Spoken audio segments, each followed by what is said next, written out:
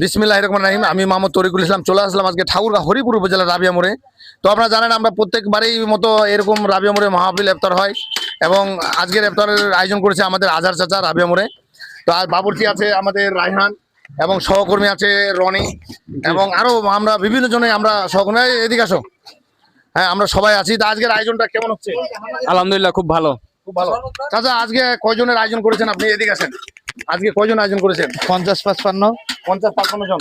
আজকে 50। এই যে উনি দেখতে পাচ্ছেন আমার চাচা। আরো বেশি হয় কয়টার না? মানে হতে পারে, আচ্ছা হতে পারে আরো বেশি। তো আপনারা দেখতে পাচ্ছেন আর মূলত এই যে আমাদের যে সাসপেন্ডে দেখতে পাচ্ছেন খাবারটা। তো আমরা প্রতিবারের মতনই এই রাবিয়া মোড়ে আমাদের বিভিন্ন জন বিভিন্ন অনুষ্ঠান করে থাকে, যেমন আজকে আজহার চাচা করছে। এর আগে আমরা বিগত মসজিদে কয়েকটা অনুষ্ঠান করছি। আরো এরকম অনুষ্ঠান আমাদের আমরা থাকবো, এরকম অনুষ্ঠান হতেই থাকবে আমাদের। এবং বাবুর্চি রায়হান আর আমরা নিজেরাই আমরা এখানে এরকম করে থাকি, নিজে আমরা করি। যেমন আজকে আজহার চাচা করছে, আরো অনেক কাছে। তো আপনারা যারা দেশ বিদেশ থেকে আমার ভিডিওটা দেখতেছেন, আপনারা যদি এরকম আয়োজন করতে চান বা আয়োজন আমাদের এখানে দিতে চান, আমার কমেন্টে যোগাযোগ করবেন। আপনার আয়োজনের ভিডিও আমরা কমেন্টে করে আমরা আপনাদেরকে পাঠিয়ে দিব। আমরা যেন এরকম আরো আয়োজন করতে পারি।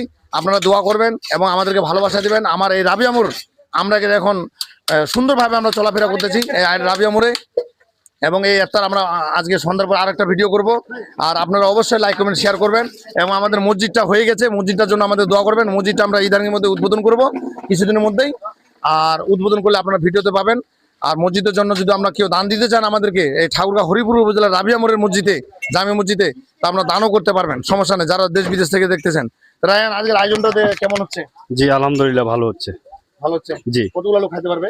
এগুলি নরমালে 70 জনের পাক করা গেছে। 70 জন। 70 জন। তো 70 জনে পাক করা গেছে। আর মূলত গার্জেন হচ্ছে যে ইনি আমাদের আদর্শ চাচা, উনি আজকে আয়োজনটা করেছে। তো আমরা এরপরে আরো আয়োজন করব, ভিডিও দেখতে পাবেন। সবাই ভালো থাকবেন, সুস্থ থাকবেন। ইফতারের সময় হয়ে আসলো। আসসালামু আলাইকুম ওয়া রাহমাতুল্লাহি ওয়া বারাকাতুহু।